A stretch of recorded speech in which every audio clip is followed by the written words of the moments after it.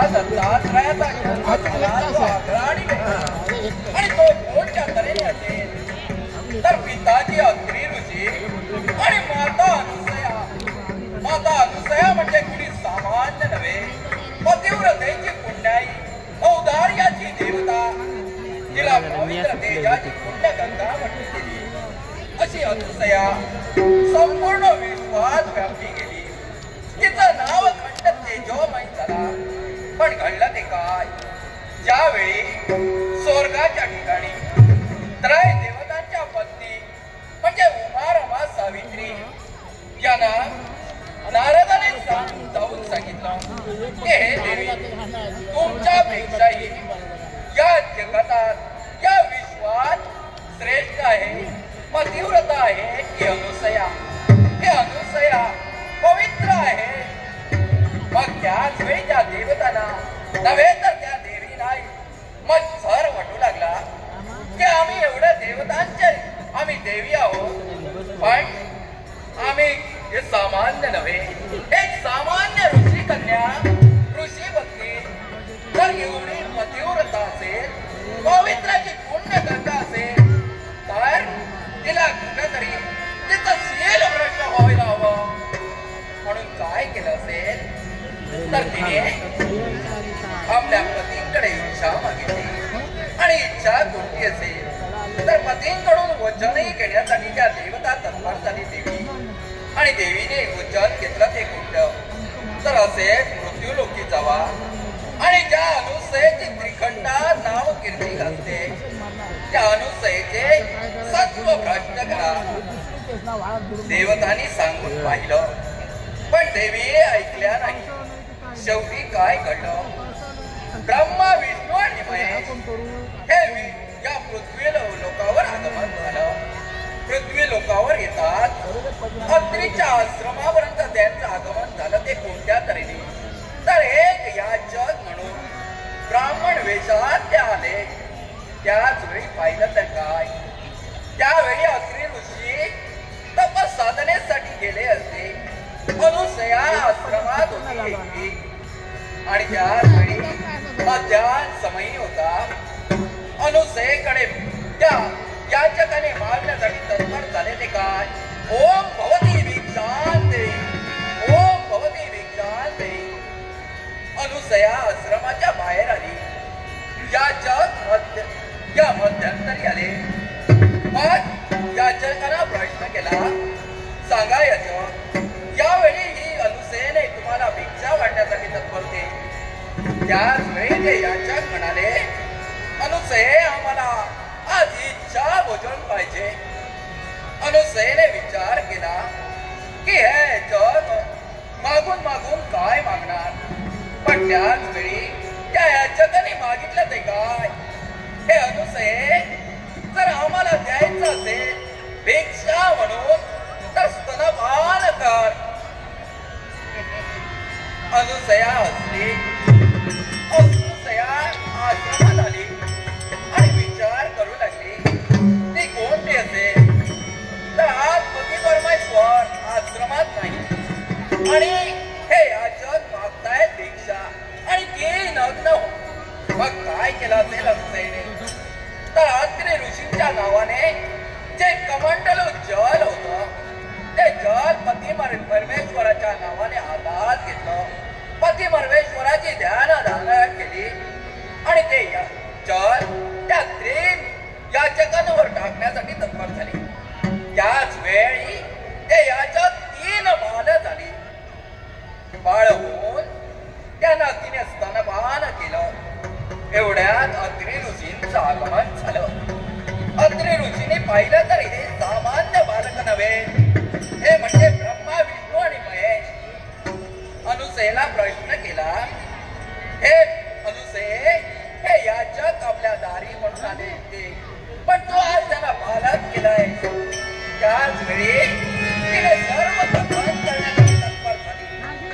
आणि एवढ्यावर थांबलं नाही तर ज्यावेळी स्वर्गात कळलं गेलं, उमा, रमा, सावित्री यांना नारदाने जाऊन सांगितलं की तुमचे देव आता पुनश्च या स्वर्गात येणार नाही. तर जे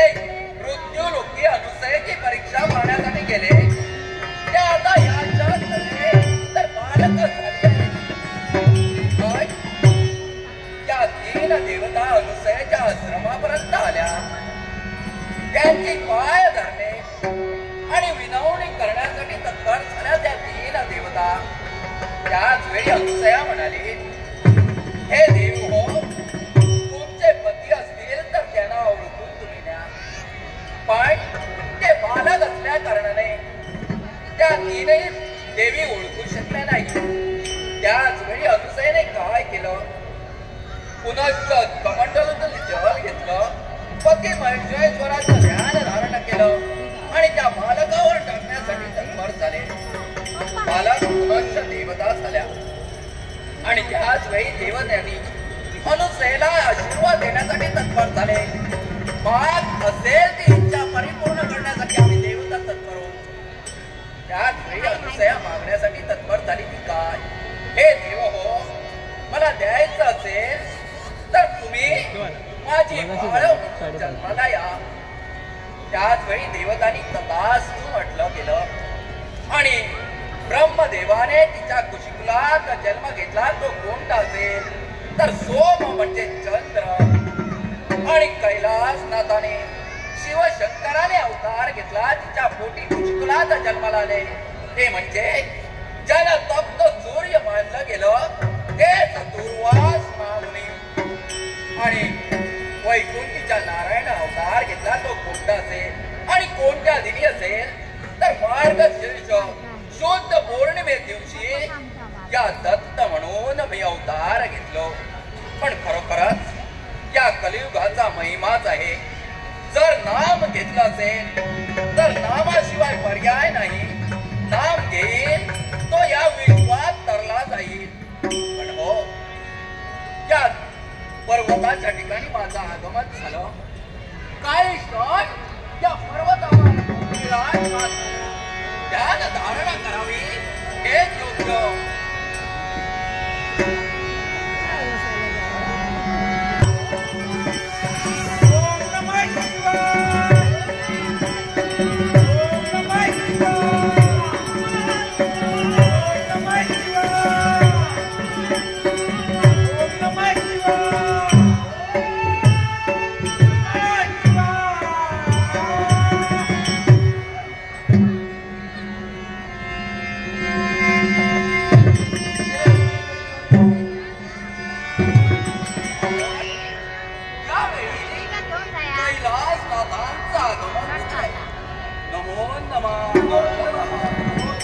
पण कैलासनाथ, मला सांगा हो की आपण कैलासाचा त्याग करून इथपर्यंत आगमन झालं. याच्या मुळाचे खगडे एकच मला सांगा, या कलियुगात साम्राज्य